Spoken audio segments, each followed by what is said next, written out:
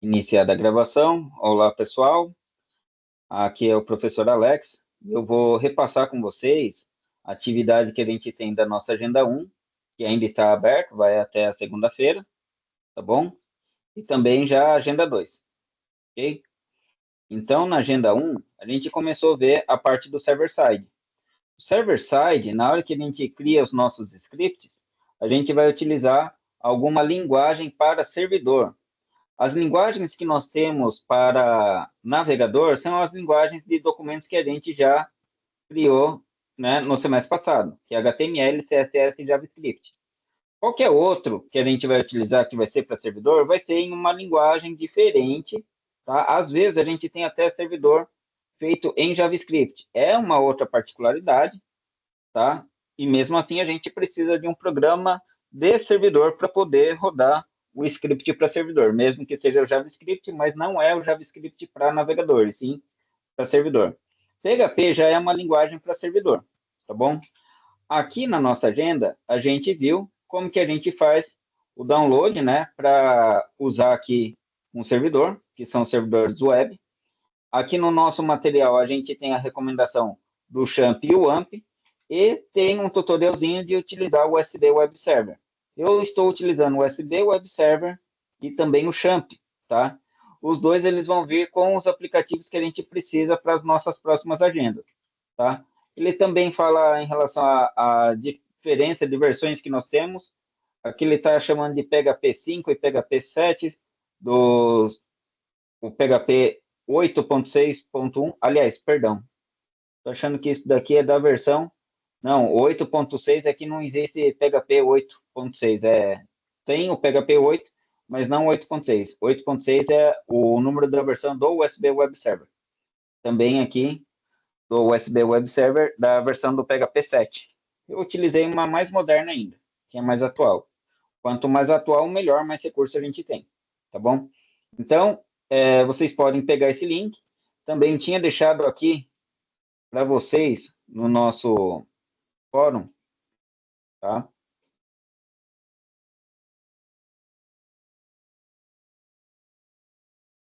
A questão de utilizar alguns dos outros, né? No caso, utilizar o Champ. Eu sugiro, né, de vocês também fazerem a atividadezinha que tem lá, beleza? E daí a gente precisa saber como que a gente cria esse arquivo, né? E como que a gente vai executar o arquivo. Então, depois de fazer o download e colocar para executar, a gente tem que colocar os nossos arquivos na parte do servidor, tá bom? Eles são diferentes, tá bom? Para a gente poder acessar a pastinha, a gente vai digitar lá no navegador localhost, tá bom? E daí ele vai abrir um negocinho lá diferente, e daí eu já mostro para vocês. O que que a gente tem que fazer é colocar o arquivo dentro da pastinha root que tem lá, no caso do SD Web Server, tá bom? Então vamos dar uma olhada. Aqui eu estou com o champ aberto, tá? E eu tenho ali um arquivo chamado exemplo.php. Como eu acabei de colocar esse arquivo no nosso USB Web Server, ele está aqui dentro de root, tá? O tal do exemplo. Mas eu vou apagar ele, só para a gente sentir o efeito disso. Então, eu não quero que ele vá para o lixeiro, quero que apague de verdade. Isso. É Shift Delete, tá, pessoal? Beleza? E aqui, outra coisa que eu tinha feito, eu tinha renomeado o arquivo, deixando ele com um nome diferente de index.php.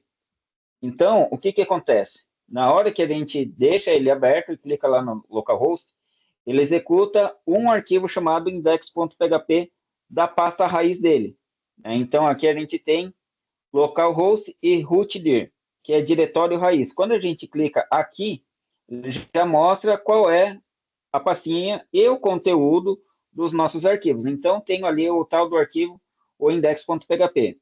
Quando a gente digita aqui o endereço no navegador de uma pasta, ele tenta encontrar o arquivo padrão. O arquivo padrão é esse arquivo que a gente tem, o index.php. Se você clicar nele e mandar renomear e colocar qualquer outra coisa aqui,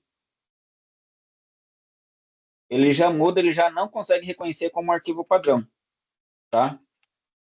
E na hora que a gente manda ele atualizar, Então, ele lista o conteúdo do diretório. É o que eu recomendo que vocês façam, tá? Aí a gente consegue, né, listar e clicar no arquivo. Só que lembre que esse arquivo ele tem que estar na pasta raiz do nosso servidor. A pasta raiz do USB Web Server é a pastinha root, tá bom? A pastinha do XAMPP é um pouquinho diferente. Então, vou fechar aqui para ele interromper o Apache e o MySQL, tá? E a gente vai vir aqui no XAMPP, tá? Eu tenho ali o aplicativo XAMPP Control, beleza? Diferente do USB Web Server, o XAMPP, quando ele abre, ele não carrega diretamente o Apache. Aí eu tenho que clicar no botão para ele poder carregar o Apache. E daí ele mostra que ele já está executando. Aí a gente não tem o botãozinho localhost, a gente tem o botãozinho admin. O admin ele também vem com o index.php. Eu já renomeei ele, mas eu vou voltar do jeito que estava para vocês verem como é que ele estava. A pastinha dele é a pastinha htdocs, que seria a mesma coisa que o root dele, o root do USB Web Server é a mesma coisa que o htdocs dentro do XAMPP. E aqui eu estou voltando o arquivo para index.php. Na hora que eu atualizo, ele acessa a pastinha, verifica que não tem nome de arquivo e abre o index. Esse index, ele faz a gente abrir mais uma outra pastinha, a pastinha do dashboard, essa daqui. E aqui, obviamente, também tem um outro index, né? Só que esse é o index HTML. É um pouquinho diferente, tá bom? Beleza? Então, o que a gente vai fazer? A gente renomeia esse carinha para underline index, tá? Daí a gente pode colocar aqui o conteúdo e a gente consegue visualizar, ok? Então, lembre-se, toda vez que vocês forem fazer o arquivo, vocês devem colocar ele na pastinha correspondente dele, tá? Então, esse aqui, deixa eu mostrar para vocês, deixa eu ver se tem aqui a opção, Review in File Explorer, ele já mostra, né, onde está o meu arquivo que eu coloquei em EAD DS2. Se eu dar dois cliques aqui, né, ele vai abrir aqui no editor, mas se eu pedir para ele abrir no navegador, ele não vai conseguir interpretar o arquivo, tá? Então, olha, exemplo.php, ele está sendo acessado por file dois pontos. A gente precisa acessar por HTTP, que é o Apache. Então, ele que vai conseguir identificar que o que a gente está tentando abrir é um script de servidor, e ele vai redirecionar esse arquivo para o executável do PHP para ele poder interpretar o comando que a gente tem do PHP, tá bom? Então, fazendo assim, ó, vendo o código-fonte, ele até abre o código-fonte para a gente, mas ele não executa o código-fonte, é diferente, tá bom? Se a gente vem aqui, coloca lá na nossa pasta o arquivo, que é o arquivo exemplo, tá? Aqui, copiei, tem aqui, colei, beleza? Daí, como que a gente faz? Atualiza esse carinha, daí ele vai funcionar? Não. Ó, pode atualizar, ele não vai fazer nada, não vai exibir a mensagem. O que a gente tem que fazer? A gente tem que vir pelo localhost e clicar no botãozinho, né, o link, né, do nosso arquivo. Então, fazendo aqui pelo champ, é só depois de renomear o index, né, para alguma coisa, a gente clica aqui no admin, daí vai aparecer a nossa lista de arquivos. Aí você clica nele e ele executa. Então, o código-fonte não é mais o comando PHP, é só a saída do comando PHP, tá? E é por isso que daí a gente vai usar ele desse jeito. Tudo bem? Então, isso foi o princípio da nossa agenda 1. Daí a gente já tem um questionário sobre isso. E na agenda 2 a gente já começa a trabalhar com o conceito de variável. Então, as variáveis que a gente tem dentro do nosso PHP, elas não são variáveis que nem vocês aprenderam do Java. O Java, ele utiliza um conceito de fortemente tipada, né? São linguagens fortemente tipadas, que é o que vocês aprenderam. O PHP, ele trabalha com um tipo de dado dinâmico, né?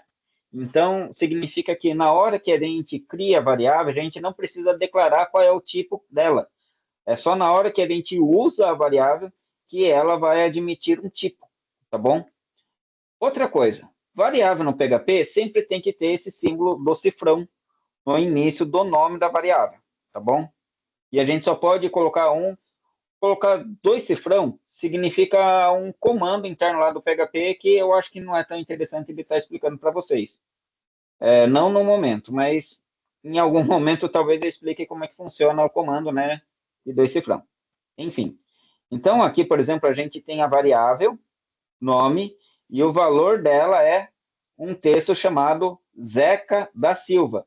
E isso significa que a variável ela possui esse valor e esse valor faz com que nesse momento a variável ela seja uma variável texto.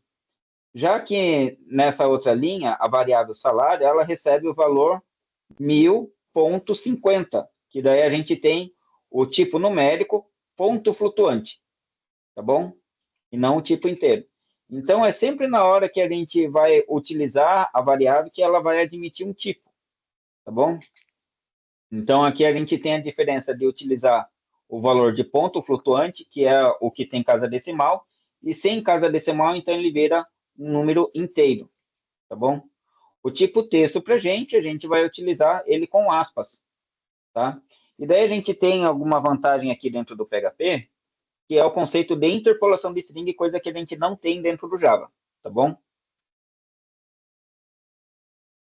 Perdão, eu acho que a gente tem dentro do Java, é só a gente que não explorou esse conceito de interpolação de string.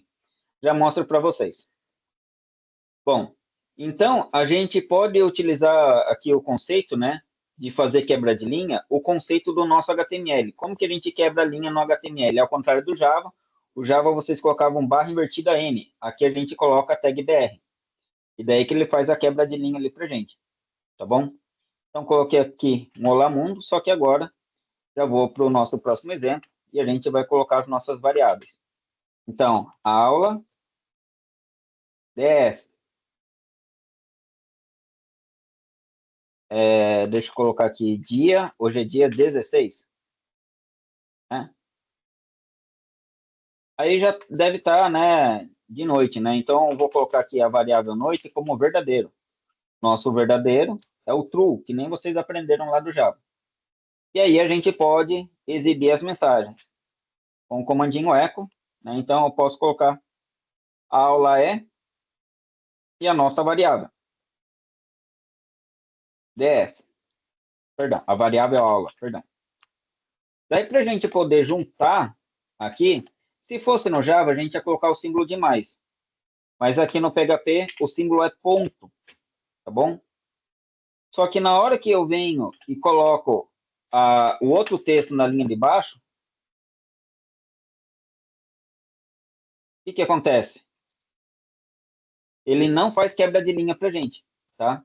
Só para lembrar que eu ainda vou ter que salvar lá dentro da nossa pastinha, tá? Então, no lugar de ficar fazendo isso, eu prefiro fazer o seguinte. Vir aqui, eu já preciso mexer nesse carinha aqui, tá? Só vou copiar esse conteúdo. Ctrl C, Ctrl V só faça quando você mesmo desenvolver esse código. E aqui eu vou mandar ele abrir com o Visual Studio Code e essa pastinha, tá? Deixa eu fazer de novo. Abrir com Code. Acabei de ver que chegou mais um pessoal. Boa noite, pessoal. Não tinha visto vocês aí. Opa. Boa noite, Winnie, Diego e Karina. Perdão, deixa eu ver. Seu áudio está falhando um pouco, perdão. Se eu criar o arquivo, underline index, os links aparecem lá, depois F5, isso mesmo. Desculpa de não ter visto a tempo. Sem problema, Karina, já estou gravando e daqui a pouco eu coloco a atividade lá a gravação lá no YouTube. Bom, não se preocupa, Diego. Ok? Perdão, falei seu nome certo?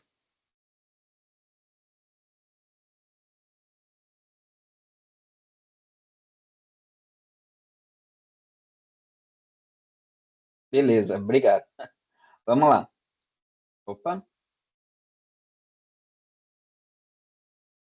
mas não abriu do mesmo jeito?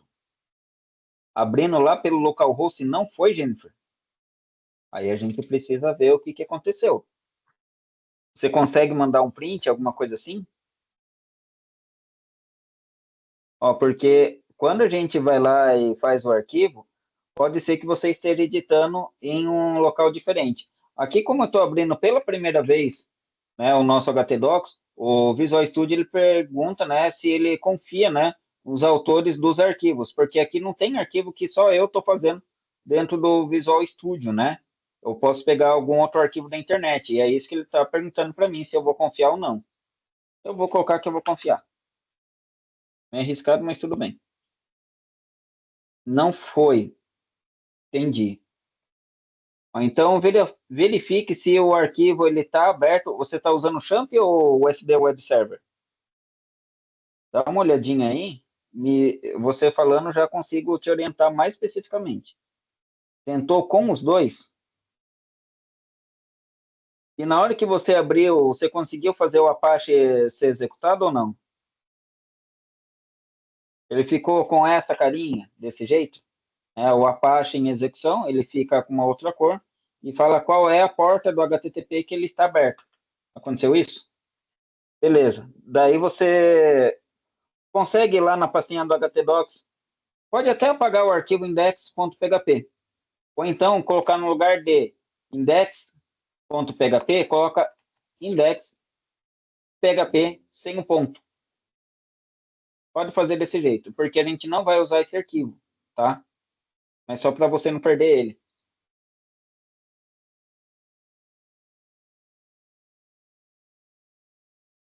Aí a gente consegue colocar o arquivo lá e vir aqui no admin, tá? Só que daí a gente não consegue mais executar, beleza?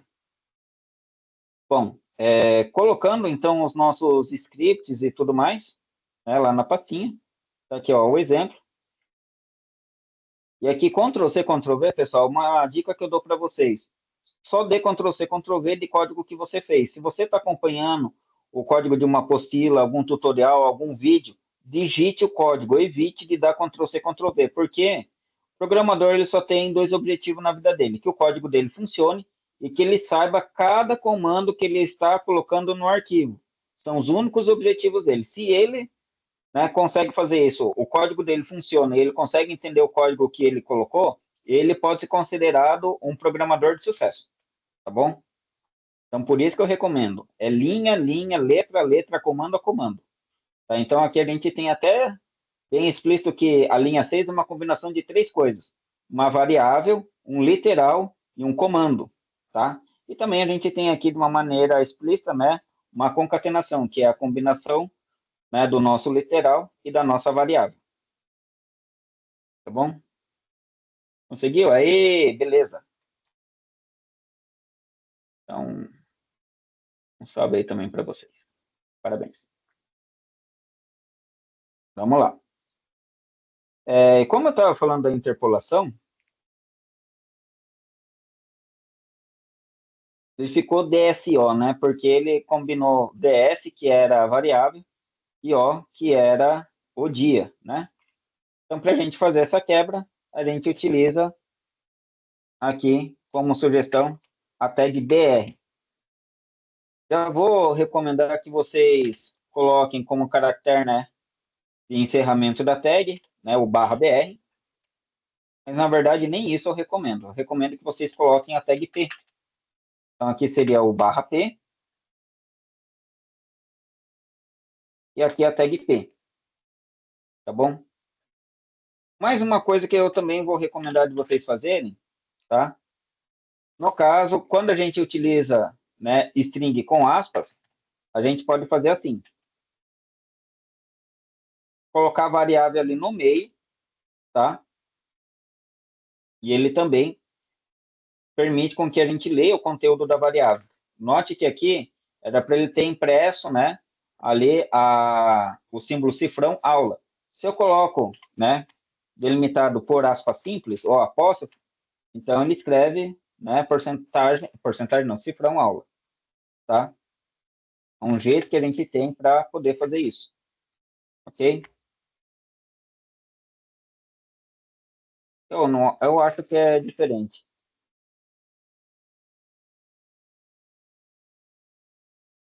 Não, é outra expressãozinha aqui.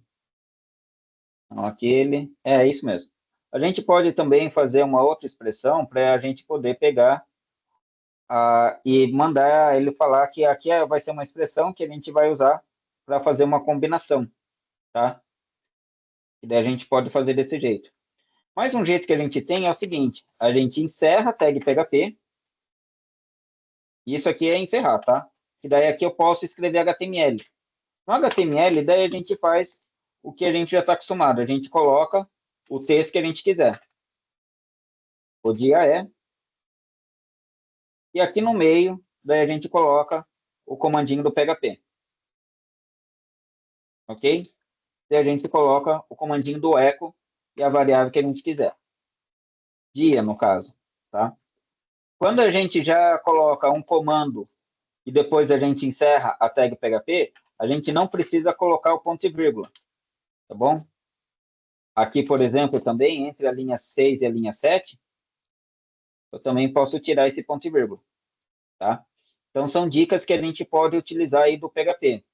Teve um outro aluno que ele resolveu fazer desse jeito, que particularmente eu gosto muito. Só que daí a gente não tem mais esse comando, tá? Que é chamado do PHP Short Open Tag. Então, a tag do PHP a gente começa com interrogação e a palavrinha PHP. Quando a gente está escrevendo código para navegador e a gente coloca isso daqui, esse símbolo ele é utilizado para documento XML. Então, para não haver, né, uma discordância aqui, né, seria uma ambiguidade, um símbolo que ele vai servir tanto para PHP como para XML, então foi abortado isso daqui já faz um tempo, tá? E eu sinto falta disso, mas algumas versões do PHP ainda mantém isso daqui. A gente fala que ele foi depreciado, que ele caiu em desuso, tá bom? Eles removeram da ferramenta, ok? Então, são duas opções que a gente tem. Ah, eu só coloquei a variável. Agora fica mais evidente também outro erro que vocês colocam. Coloca a tag PHP, coloca a variável, mas não coloca o comando de escrever a variável. Outro comando que a gente tem para escrever a variável é o comando print. Então, vocês que ficaram viciados lá do Java, o system.out.println, só não é o ln, tá? Não existe println no PHP. Beleza? Ó, não existe lá println. Print existe, tá bom? Então, vocês podem usar esses dois, beleza? Isso daqui é só uma parte, que é o uso da variável e como que a gente exibe a variável, tudo bem? Outra coisa é como a gente recebe essas variáveis. Como a gente está trabalhando com cliente e servidor, ou melhor, navegador e o PHP, então a gente pode fazer com que o navegador ele receba, né? A gente cria um formulário que são campos que o usuário ele pode digitar e enviar essas informações para o servidor. Fazendo uma analogia do que vocês aprenderam no semestre passado lá do Java, seria a mesma coisa que aquele JOption pane, tá? Que ele abriu uma janelinha. Daí a gente pode pegar e fazer o script que a gente recebe o get e o post. Mas antes disso, ele pede para a gente fazer essa atividade. Então, aqui seria já a solução dele. Só vou complicar aqui um pouquinho para vocês. Ele fala de criar 5 variáveis: nome completo, idade, profissão e salário, tá? E aqui eu vou colocar mais algumas coisinhas, tá? Então, daí a gente pode fazer aqui, variável nome completo.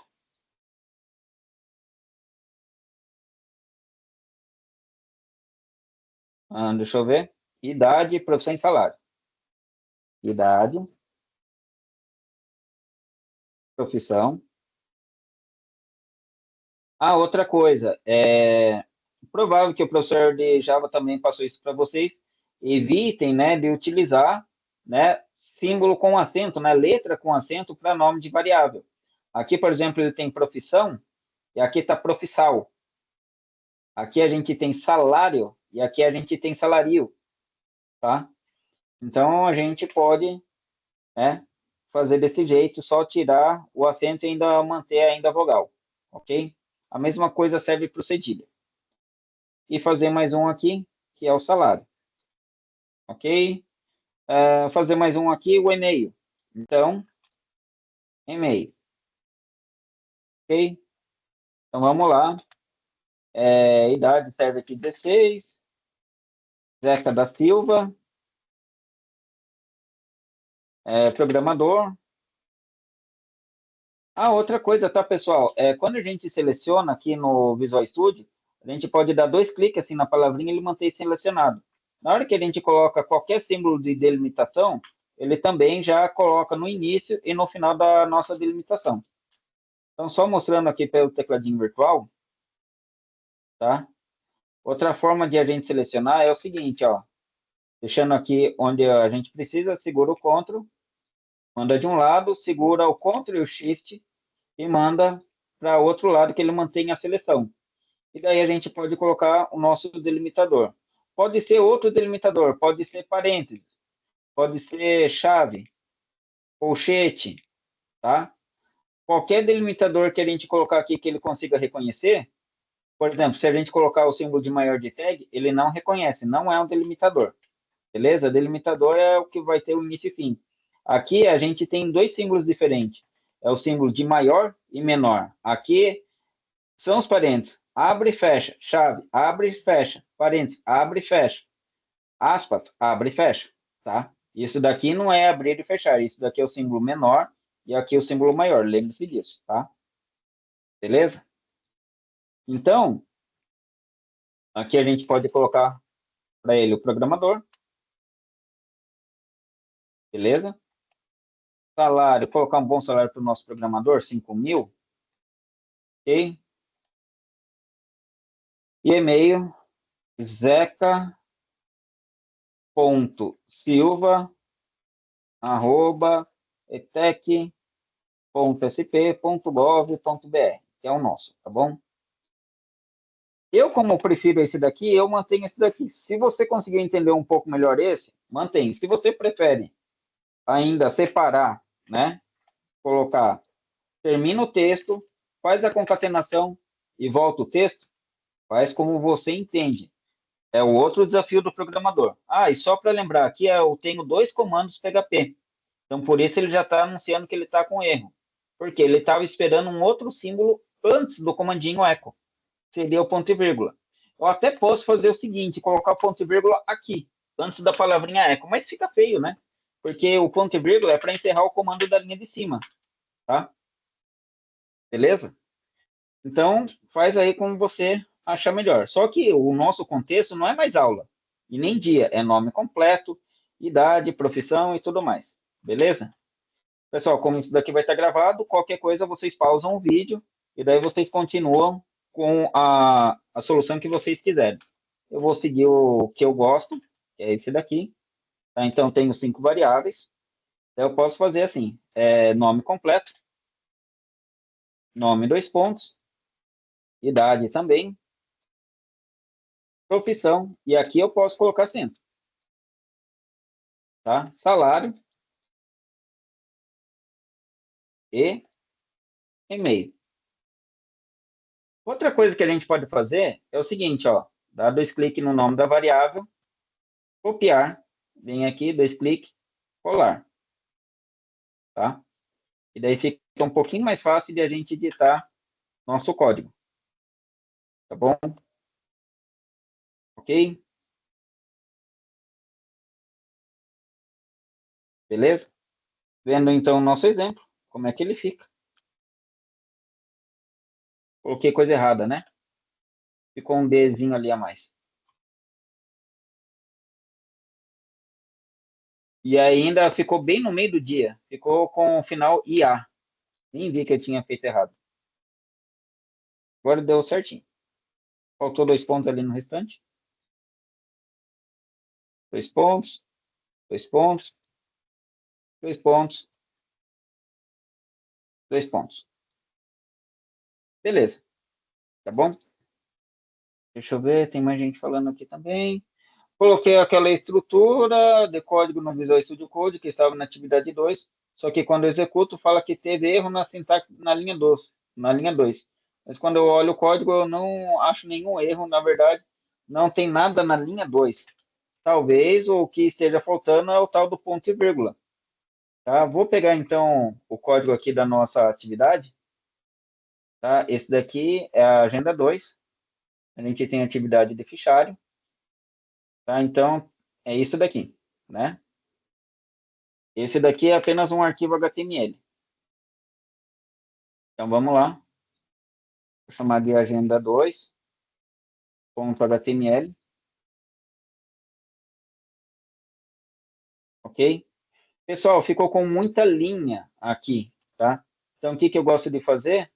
Eu instalei aqui uma extensão que é para ele tirar a linha em branco, tá? Que é esse daqui, Remove Empty Line. Depois de instalar o Remove, é só você colocar Empty Line aqui na pesquisa que você encontra ele, tá? Aí, o que que a gente faz? No código, a gente aperta F1 ou clica aqui em cima, né? Para a gente poder escrever o código, tá? E a gente, aliás, se clicar aqui em cima, a gente vai ter que colocar o nosso comandinho, que é esse símbolo de maior, tá? E daí a gente escreve lá o tal do empty, né? Que é o remove empty line. E esse remove empty line pode ser na seleção que a gente marca aqui ou o documento que está aberto, tá?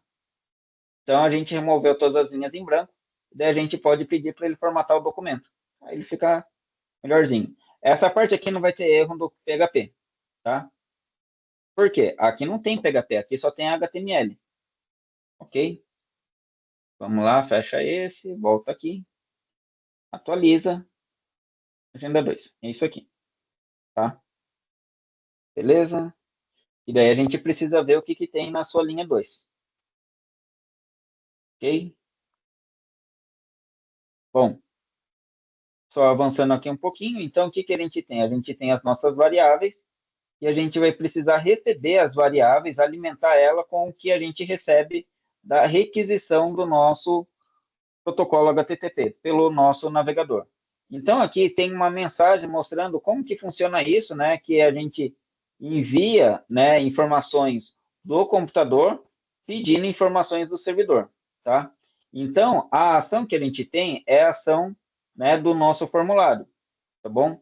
Então, a tag form, ela também tem um negócio chamado método, que é o método de acesso, o método get, ou o método post aqui no form. O HTTP, que é o que ele está fazendo a requisição aqui, ó, requisição HTTP, que é a comunicação do navegador, ele pedindo, requerindo algum recurso que esteja lá no servidor. Quando a gente faz isso, tem um mecanismo aqui, né, que a gente pode apontar algumas coisas. Então, o que a gente vai disparar como destino é chamado de ação. E a gente vai colocar como método o que que a gente vai fazer com aquilo. Geralmente esse get, tá? Beleza? E daí a gente pode anunciar. Então, na hora que a gente cria o formulário, a gente pode colocar caixinhas de entrada, que é o que a gente acabou de fazer pelo material lá da nossa agenda 2, tá? Então, aqui a gente tem tag label, beleza? Que é apenas o texto que aparece ali de apresentação, nome, sobrenome, e-mail, formação e descrição, último emprego. E outro que é a caixinha de texto, tá? A caixinha de texto que vai aparecer ali como TXT nome, TXT sobrenome, TXT e-mail e assim por diante. Só para lembrar, esse TXT é um padrãozinho que a gente tem, né, de uma abreviação que a gente coloca como prefixo do nome das nossas variáveis, que indica que aquilo é um texto. Isso vocês também já devem ter visto lá na parte do Java, né, de a gente nomear e dar uma abreviação para o nome dos nossos componentes, tá bom? Então, daí a gente seguindo essa linha, a gente pode receber aqui ou pelo get ou pelo post. E daí eu já vou dar mais uma dica para vocês, que vai ser o nosso request, tá? Deixa eu ver. Não, ele nem está falando do request, mas eu vou fazer assim com vocês mesmo. Então, aqui a gente está enviando essas variáveis, tá? Então, vou pegar só uma para a gente poder praticar. Então, ele está falando que é para enviar para atividade online action. Vou chamar aqui de agenda2.php e fazer o tal do arquivo, tá bom? Então, aqui eu vou colocar mais um arquivo, agenda2.php, beleza? E aqui eu vou colocar o nosso comandinho, tá? Echo e mostrar o que a gente tem dentro da variável post do nosso TXT e-mail, tá? Ah, acabei de dar Ctrl+C, Ctrl+V e eu tinha falado para vocês fazerem isso. Eu repito, não faço. Falei uma coisa e fiz outra, né? A gente também pode utilizar esse mesmo padrãozinho que a gente tem aqui, tá? Esse aqui foi o que fiz, então eu posso fazer isso. No lugar de colocar só o print, aqui dentro, então, a gente coloca nossa variável super global. Toda variável super global, ela começa com o cifrão em underline, no PHP, e depois o resto em maiúsculo. Get ou post, né, que a gente vai utilizar. E aqui dentro a gente vai colocar o nosso TXT, TXT e-mail, ok? Vou fazer um outro com o nosso post, e mais um, que é o request, beleza? Então, vou colocar a diferença entre eles. O get, post e o request, tá? Vamos ver o que acontece? Vou alimentar aqui zeca.silva@etec.sp.gov.br. Vou enviar. Ah, não, é que eu não atualizei. Vamos dar uma olhada? Aqui ele está falando que o Action ainda continua sendo atividade online. Eu tinha que atualizar isso para ele atualizar para Agenda 2. Então, vou voltar e atualizar isso. E agora eu consigo enviar. Então, o GET, né, ele falou que ele não conseguiu encontrar essa chave TXT e-mail dentro da nossa lista, dentro do nosso array. Então, o GET ele se comporta feito array e a chave que a gente estava procurando é o tal do TXT e-mail. Por que a gente não conseguiu executar pelo GET? Porque o método, o formulário, né, ele utilizou como um método post. Se a gente tivesse utilizado o GET, o que será que tinha acontecido? Aí o GET consegue receber, mas o post não. Independente, o request ele pegou pelo post e pelo get, tá? Então, o request ele é universal, ele serve para os dois. Ok? Então, fica essa dica aí para vocês fazerem aí a atividade, é utilizar o comandinho do request no lugar do get e o post, tudo bem? Vou instalar o Antline, fica bem melhor, e daí para remover fica mais fácil. Jennifer, se você puder mandar então para mim aqui pelo ambiente, eu já consigo te dar um feedback já direto, tá bom? Só vou interromper aqui a gravação para poder colocar lá no YouTube, tudo bem? Pessoal, já dei uma diquinha aí de como que vocês podem resolver a Agenda 2, beleza? Só para lembrar que o prazo ele vai vencer, né, na semana, né? A gente abriu essa agenda na semana passada, é que dessa vez eu consegui fazer aqui uma reunião com vocês na sexta-feira, para mim fica bom. Mas geralmente eu vou fazer um pouco mais cedo e durante a semana, ou na segunda, na terça ou na quarta. Tudo bem? Pode ser o print ou pode ser o arquivo direto, tá, Jennifer? Tá bom? Vou encerrar aqui a gravação, mas eu vou continuar online aqui para ajudar vocês, ok? Pessoal, obrigado pela participação e até a próxima.